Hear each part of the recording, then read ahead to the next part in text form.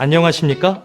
본 영상은 의료, 요양, 돌보미 이용자 중심으로 통합돼 새로운 지역사회 돌봄 체계인 통합돌봄 정책을 이해하고 이 제도 안에서 우리 서비스 제공기관들이 수행해야 할 역할과 책임을 명확히 인식하기 위해 마련되었습니다.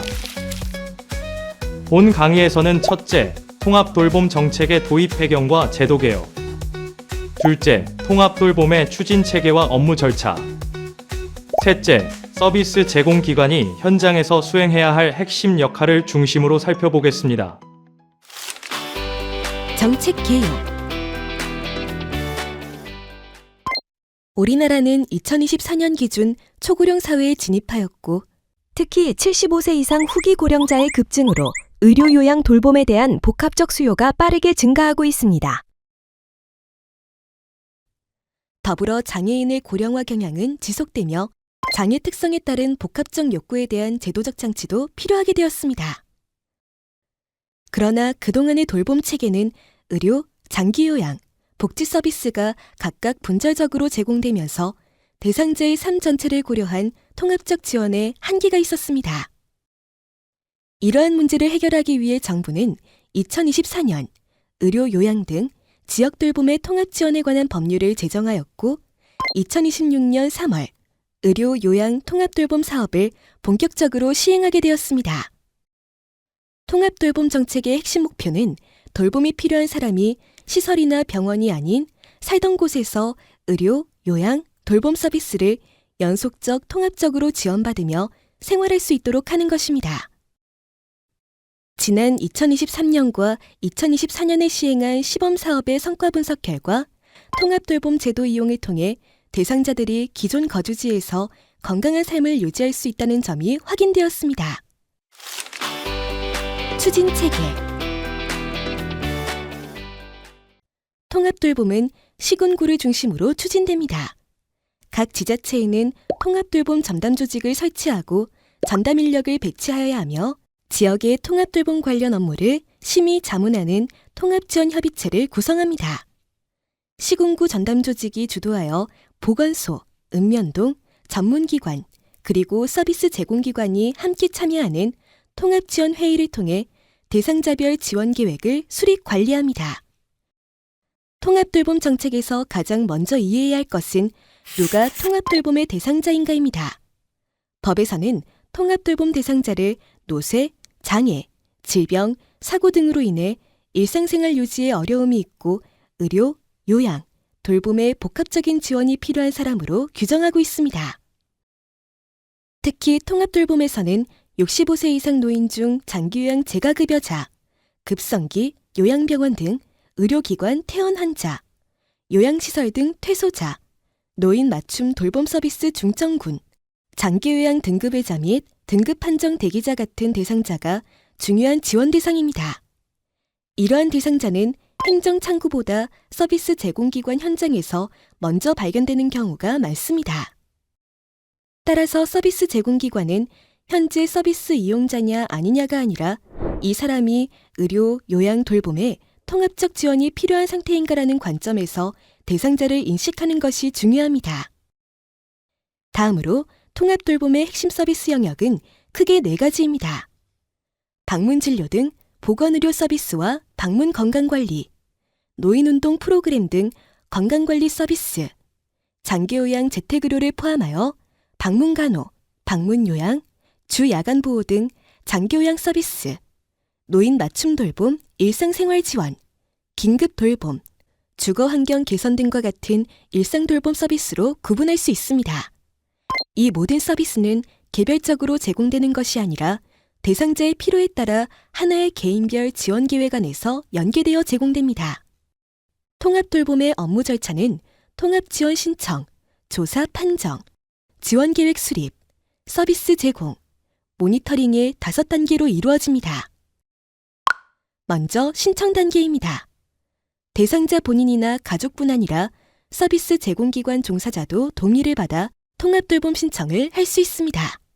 신청은 읍면동 행정복지센터 또는 국민건강보험공단 지사에서 신청서 작성 지원을 받아 신청할 수 있습니다.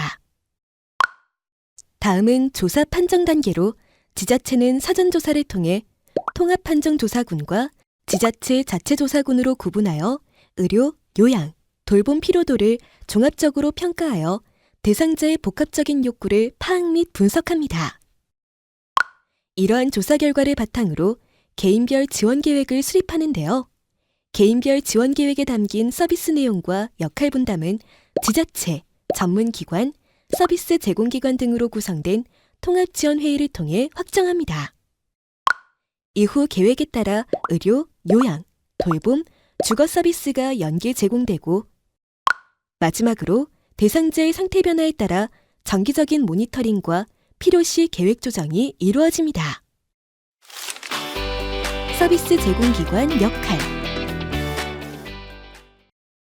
이제 통합돌봄 체계에서 서비스 제공기관이 수행해야 할 역할을 살펴보겠습니다. 통합돌봄 체계에서 서비스 제공기관은 단순한 서비스 수행 주체가 아니라 대상자의 삶을 중심으로 한 통합지원의 핵심 파트너입니다. 서비스 제공기관의 역할은 크게 대상자 발굴과 연계, 서비스 제공, 모니터링 및 정보 공유, 협력 조정으로 구분됩니다. 자세히 살펴보면 첫째, 서비스 제공기관은 서비스 제공 과정에서 돌봄 필요가 있는 대상자가 있다면 통합돌봄 제도를 안내하고 연계할 수 있습니다. 서비스 제공 과정에서 추가적인 돌봄 필요가 확인된 경우 서비스 제공기관은 통합돌봄 신청을 직접 연계하거나 안내할 수 있습니다. 돌봄이 필요한 대상자가 서비스를 받을 수 있도록 제공기관에 많은 관심이 필요합니다. 둘째, 개인별 지원 계획에 따른 서비스 제공입니다. 서비스 제공기관은 통합지원회의에서 확정된 개인별 지원 계획과 서비스 제공 의뢰서에 따라 서비스를 제공하게 됩니다.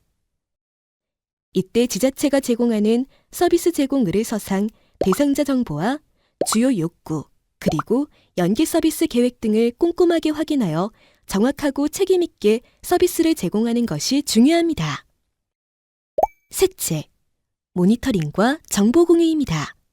서비스 제공기관은 개인별 지원 계획에 맞게 서비스가 적절하게 제공되어 대상자의 욕구를 충족시켜주는지에 대한 점검을 해야 합니다.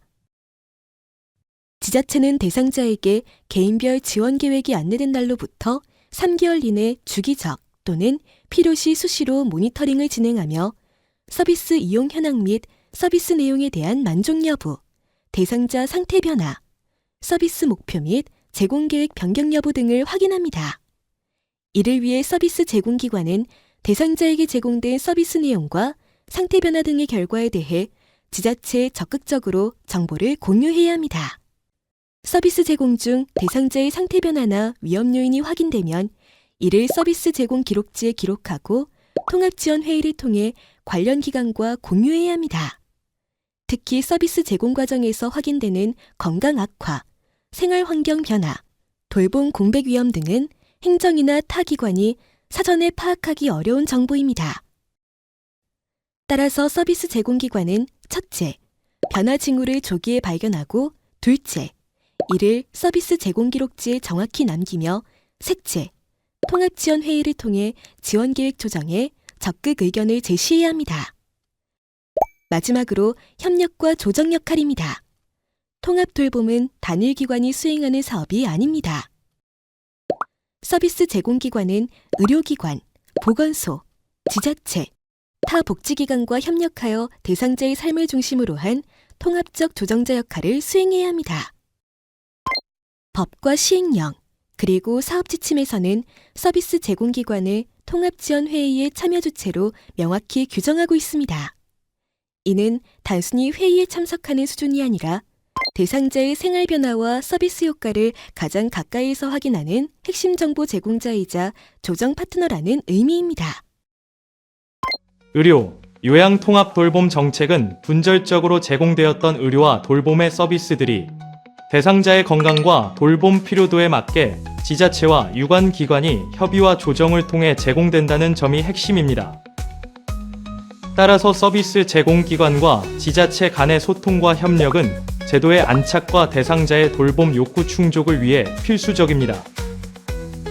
서비스 제공기관은 더 이상 개별 서비스 수행에 그치지 않고 대상자의 삶을 함께 설계하는 통합돌봄의 핵심 주체입니다. 여러분의 전문성과 협력이 지역 사회에서 통합돌봄이 제대로 작동하는 가장 중요한 기반이 됩니다. 함께 만들어가는 통합돌봄의 적극적인 참여를 부탁드립니다. 감사합니다.